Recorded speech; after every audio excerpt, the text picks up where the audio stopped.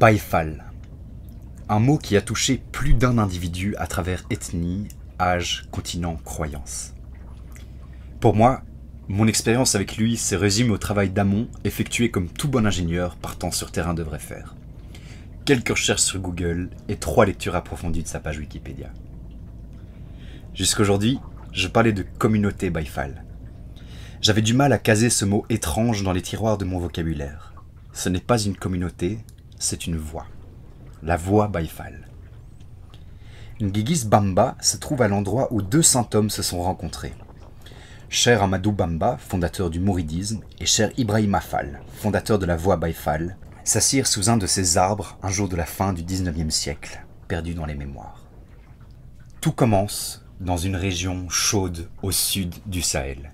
Alors qu'on s'éloigne de Dakar, l'enchevêtrement de bâtisses en béton laisse place à une plaine sableuse aux teintes rouges, parsemée d'arbres aux feuilles miraculeusement vertes.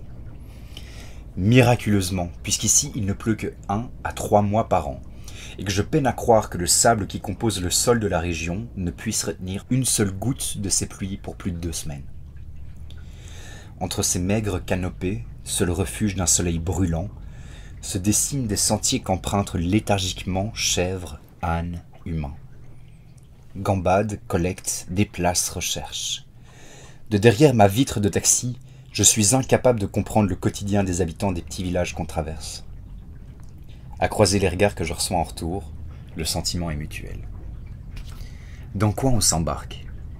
On laisse notre voilier derrière nous, notre maison, notre moyen de transport, notre entrepôt et notre plus grande responsabilité qui flotte maintenant seule dans la baie au sud de Dakar.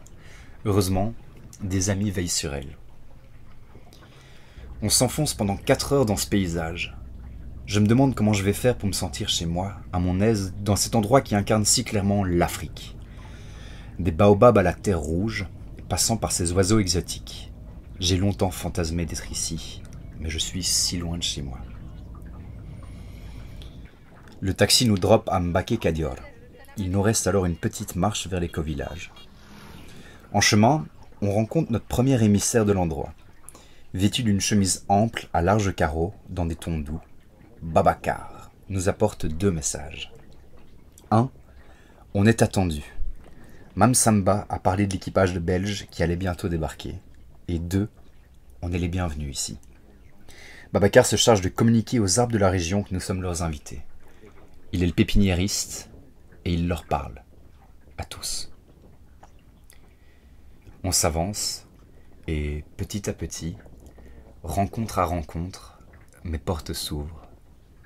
Ma machine à penser se calme, mon corps se relâche, mon dos se redresse, mon sourire devient naturel.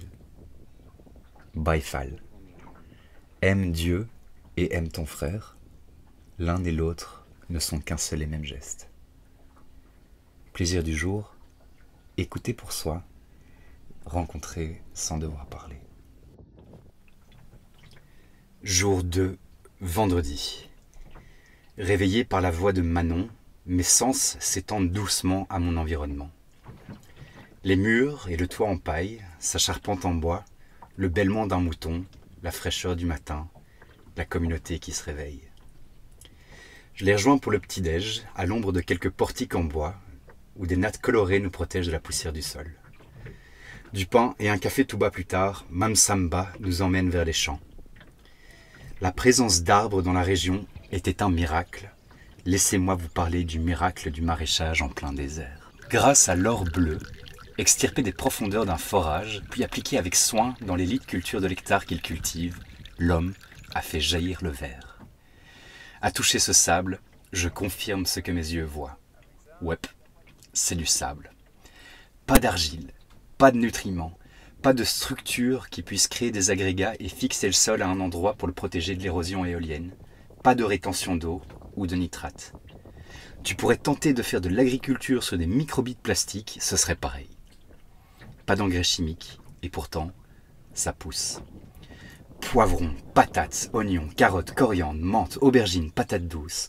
Les futurs formateurs du Centre local d'éducation à l'agroécologie, avec les coordinateurs de la team, expérimentent et travaillent à fonder un écosystème entretenu. Entourée d'arbres brise-vent, la zone est quadrillée d'arbres légumineuses, dont les racines et les feuilles fournissent du précieux azote, deuxième élément limitant après l'eau. Les cultures sont concentrées en planches, des lits délimités par des petites murailles de sable. À 9h30, quand on y passe, tout le monde s'active à les arroser avant qu'il ne fasse trop chaud. À 10h30, on participe à une réunion de projet valorisation de déchets plastiques. L'objectif, c'est de construire 2 machines qui permettront de thermoformer des plaques de plastique recyclées à partir desquelles on peut créer des bols colorés, des bijoux, des meubles, etc. Aux mains des femmes, ce projet pourra fournir du travail et créer de l'artisanat revendable selon les modes de distribution déjà établis de l'association. Trop cool de voir comment Seed trouve une manière de s'intégrer au projet de façon organique. Emar aide pour les plans et la conception. Juku et MK partagent leur expérience sur la collecte de plastique de la baie de Han. On partage nos inputs, nos points de vue, et on se lance dans la réalisation de la vidéo de lancement du crowdfunding. Grâce à notre matos et notre petite expérience médiatique, on peut aider. La chaleur intense de midi vient calmer tous les processus.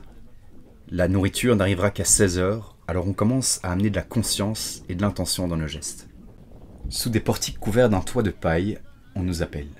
Tout le monde est là. Serine Babacar Mbo, père spirituel de l'endroit, arrive.